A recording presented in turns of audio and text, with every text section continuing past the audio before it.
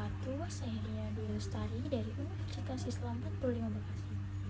Di sini saya kembali ingin menjelaskan beberapa materi keislaman. Dan materi kali ini yang saya bawakan adalah tentang puasa. Yang pertama, pengertian puasa. Puasa adalah suatu bentuk ibadah dalam Islam yang berarti menahan diri dari segala sesuatu yang membatalkan ibadah tersebut pada siang hari, mulai dari terbit fajar sampai terbenamnya matahari.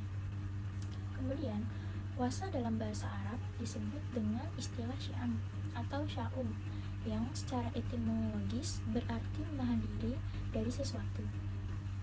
Termasuk dalam pengertian ini, menahan diri dari berbicara dengan orang lain sebagaimana disebutkan dalam Quran surat Maryam ayat 26 yang artinya, "Maka katakanlah, hai Maryam, sesungguhnya aku telah bernazar berpuasa untuk Tuhan yang Maha Pemurah, maka aku tidak akan berbicara dengan seseorang manusia pun pada hari ini."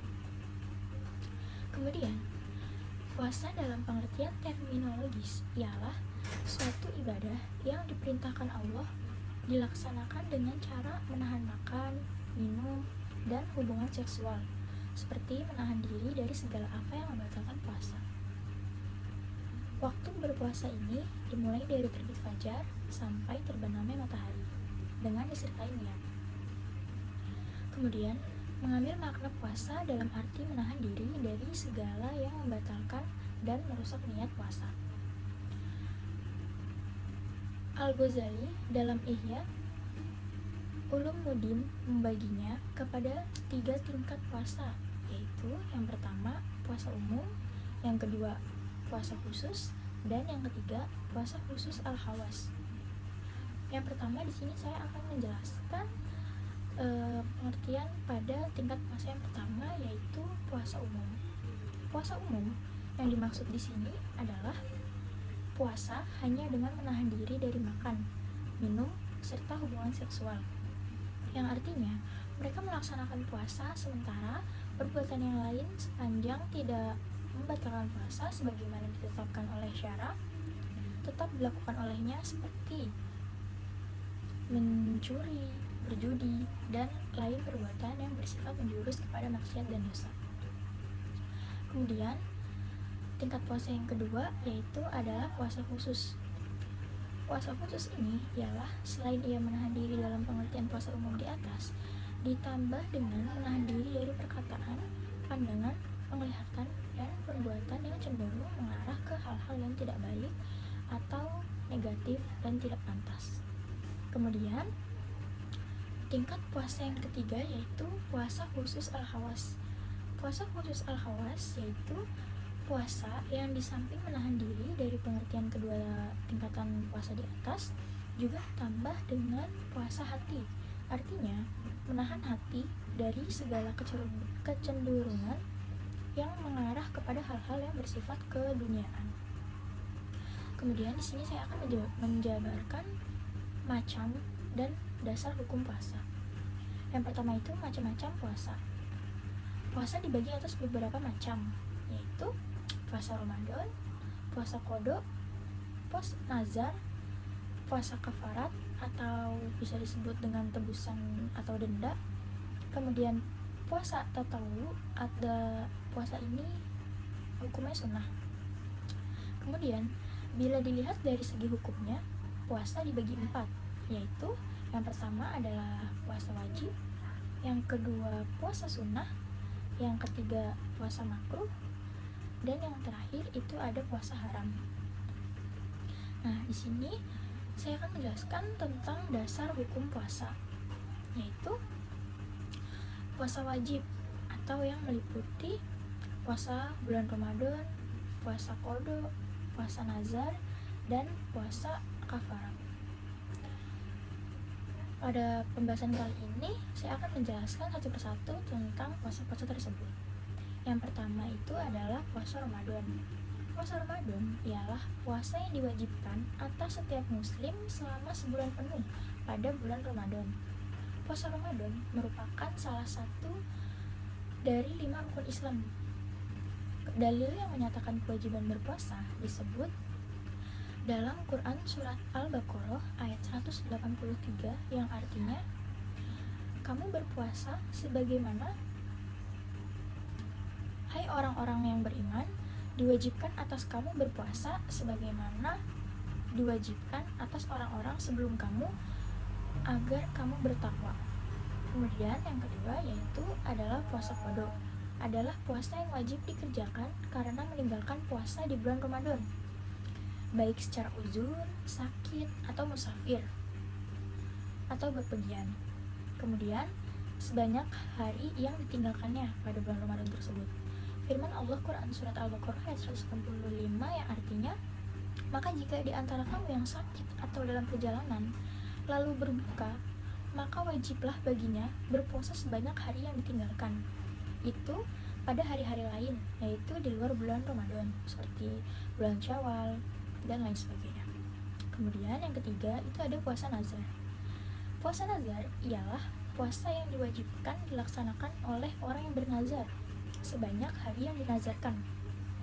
Nazar telah disyariatkan kepada umat terdahulu sebelum Nabi Muhammad SAW. Puasa nazar dapat disimak atau disinyalir dari pernyataan Siti Maryam yang menguraikan nazarnya, sebagaimana ditegaskan dalam Quran surat Maryam ayat 26 yang artinya, maka katakanlah hai Maryam, sesungguhnya aku telah bernazar berpuasa untuk Tuhan yang Maha Pemurah, maka aku tidak akan berbicara dengan seseorang manusia pun pada hari ini. Kemudian di lain itu sendiri, nazar memiliki arti, yaitu nazar itu artinya mewajibkan atau mengharuskan pada dirinya. Maksudnya mewajibkan kepada diri sendiri untuk melakukan atau tidak melakukan suatu perbuatan dengan maksud untuk mengagungkan dan mendekatkan diri kepada Allah Subhanahu wa Ta'ala. Bagi setiap muslim dibolehkan untuk bernazar, yang berarti menunjukkan bahwa hukum bernazar itu mubah. Kemudian di sini nazar ditinjau dari segi lafal atau sigatnya. Nazar dibagi kepada dua, yaitu yang pertama adalah nazar mutlak atau ghairu masyru'.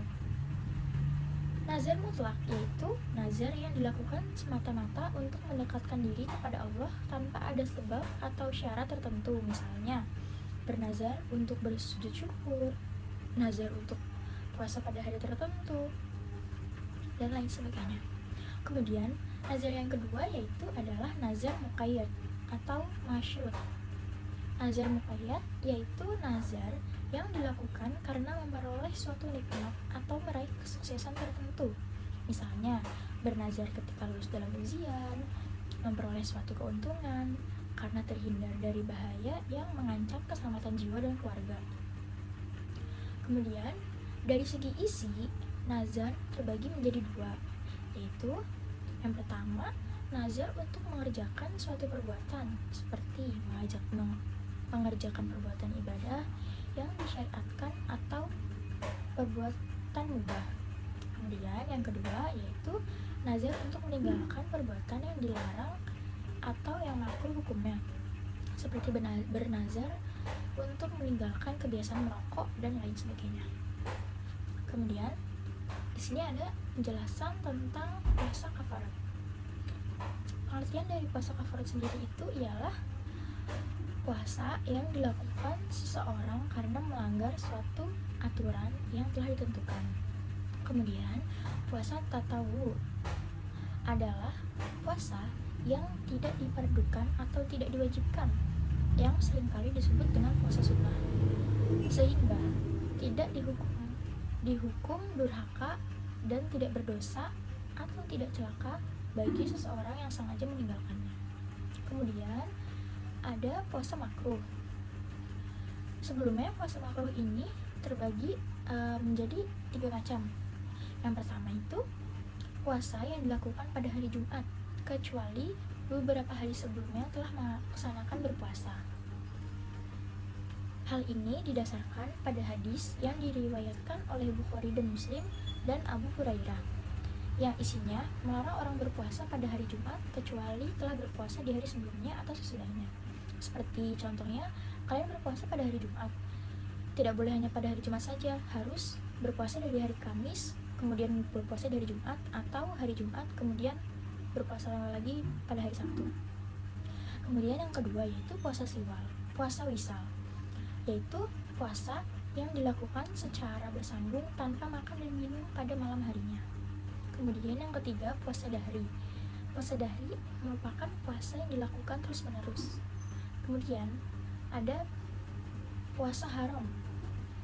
Nah, di sini puasa pada 3 hari tasyrik dari Anas bahwasannya Nabi SAW telah melarang berpuasa di 5 hari dalam 1 tahun, yaitu yang pertama hari raya Idul Fitri, hari raya Idul Adha, dan hari tasyrik. Kemudian puasa yang dilakukan dalam keadaan haid dan nifas. Kemudian saya akan melanjutkan dengan membahas tentang rukun dan syarat puasa. Yang pertama, rukun puasa itu adalah niat yang pertama. Yang kedua, menahan diri dari segala yang membatalkan puasa sejak terbit fajar sampai terbenamnya matahari. Kemudian, yang kedua itu syarat puasa. Syarat puasa ada 2 yang harus dipenuhi seseorang dalam melaksanakan puasa. Dan kedua syarat itu terdiri dari syarat wajib puasa dan syarat syah puasa. Saya akan menjelaskan yang pertama dulu, yaitu tentang syarat wajib puasa. Di sini, pengertian syarat wajib puasa sendiri itu ialah syarat yang menyebabkan seseorang agar dia wajib melaksanakan puasa. Para ulama telah menetapkan syarat wajib puasa di bulan Ramadan, yaitu yang pertama, ia beragama Islam. Yang kedua, dia balik sampai umur dan berakal. Kemudian yang ketiga, dia mampu atau dalam kata lain dia kuat berpuasa dan menetap seperti bermukim. Kemudian adalah syarat sah puasa. Syarat sah puasa, para ahli fikih dari mazhab Hanafi menetapkan 3 syarat bagi sah puasa, yaitu yang pertama tetap niat, kemudian yang kedua adalah bersih dari haid dan nifas, dan yang ketiga yaitu terhindar dari segala yang membatalkan puasa. Mazhab Hambali juga menetapkan 3 syarat bagi syarat syah puasa. Yang pertama yaitu dia Islam, yang kedua niat, dan yang ketiga dari bersih dari haid dan nifas. Kemudian mazhab Maliki menetapkan 4 syarat bagi sah puasa. Yang pertama, ia menetapkan bahwa yang pertama yaitu niat, kemudian yang kedua suci dari haid dan nifas, yang ketiga Islam, yang keempat dilakukan pada masa-masa yang dibolehkan berpuasa. Dilakukan pada masa diperbolehkan berpuasa, mazhab Syafi'i menetapkan 4 syarat bagi syarat syahnya puasa, yaitu yang pertama, ia harus beragama Islam, yang kedua ia harus berakal, kemudian yang ketiga dia suci dari haid dan nifas, kemudian yang keempat itu dia niat menurut sebagian Syafi'iyah. Dan selanjutnya saya akan menjelaskan tentang hikmah puasa. Nah, di sini ibadah puasa menurut Zakiyah Darajat mengandung hikmah terhadap rohani dan jasmani manusia. Hikmah terhadap rohani dan antara lain itu ialah seperti melatih rohani agar disiplin, mengendalikan dan mengontrol hawa nafsu agar tidak semena-mena melampiaskan keinginannya, seperti menahan hawa nafsu, makan, minum, dan lain sebagainya. Kemudian di sini ada beberapa tentang hal-hal yang dapat membatalkan puasa. Di sini yang pertama yaitu jelas makan dan minum dengan sengaja. Kemudian yang kedua muntah dengan sengaja. Yang ketiga haid atau nifas. Yang keempat gila yang datang waktu menjalankan puasa. Seperti itu. Kemudian cara melaksanakan puasa. Di sini beberapa hal yang perlu diperhatikan seseorang yang hendak melaksanakan puasa ialah yang pertama, di malam harinya berniat untuk akan berpuasa pada esok hari secara ikhlas dan dalam rangka pengabdian kepada Allah Subhanahu wa Ta'ala. Niat ini dapat dilaksanakan sejak maghrib di malam harinya sampai terbit fajar. Yang pokok adalah niat di hati sanubarinya sendiri bahwa dia akan berpuasa pada besok harinya. Kemudian yang kedua, mulai pada malam itu tegakkanlah tarawih dengan berjamaah. Kemudian dianjurkan makan sahur sebelum terbit fajar. Tujuannya adalah untuk menambah kekuatan jasmani, untuk menahan lapar dan haus pada di siang harinya. Kemudian yang keempat yaitu setelah terbit fajar harus mulai menahan diri dari segala yang mampu membatalkan puasanya sampai terbenamnya matahari. Yang kelima, setelah terbenamnya matahari dianjurkan segera berbuka dengan memakan sedikit buah kurma atau kurma tua, dan bila tidak diperoleh maka bisa dengan tamar atau kurma biasa. Bila tidak diperoleh lagi bisa diganti dengan buah anggur yang manis atau makanan yang manis. Bila tidak ada makanan yang manis, cukup dengan beberapa teguk air, lalu sholat, kemudian baru makanlah nasi. Dan yang keenam yaitu memelihara puasanya dari segala yang merusak nilai-nilai puasa. Sekian penjelasan materi tentang puasa dari saya. Kurang lebihnya mohon maaf. Wassalamualaikum warahmatullahi wabarakatuh.